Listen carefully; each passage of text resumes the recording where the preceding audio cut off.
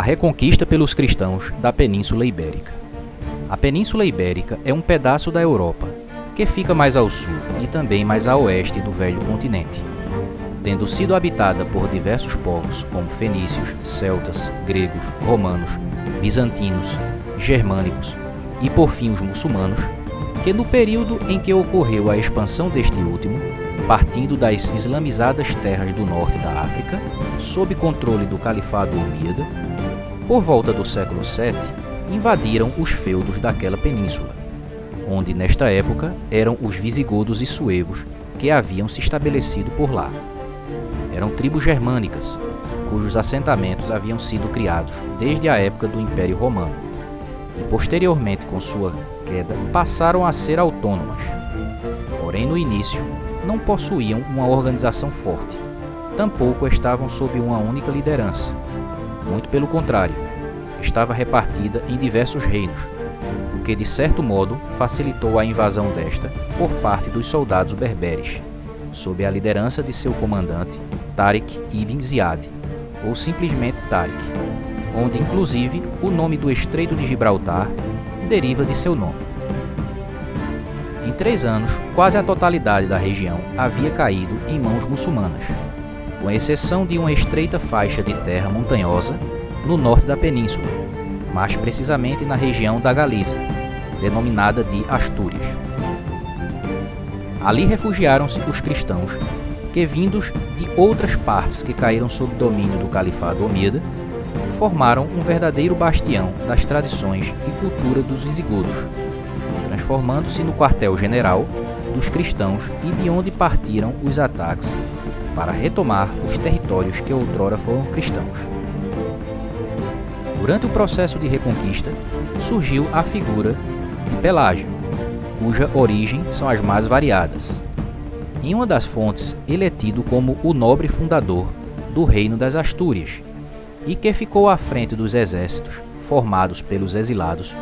no movimento de retomada dos territórios perdidos. A região das Astúrias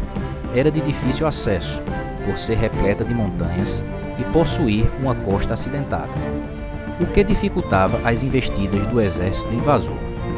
Por outro lado, também havia situações que dificultavam a reconquista, como as desuniões dinásticas entre os feudos, estendendo-se assim por 600 anos toda a atividade de retomada. A batalha que inicia formalmente esse processo é conhecida como Batalha de Covadonga, dando aos cristãos uma formidável vitória, e que fora precedida por outra muito importante, denominada Batalha de Euseba, assegurando a consolidação dos reinos do norte da península frente à expansão dos mouros, fazendo-os recuar cada vez mais para o sul. Os guerreiros sarracenos, quando ainda dominavam quase a totalidade da península, ou seja, por volta do ano 732, tentaram se expandir pelas regiões dominadas pelo Reino dos Francos,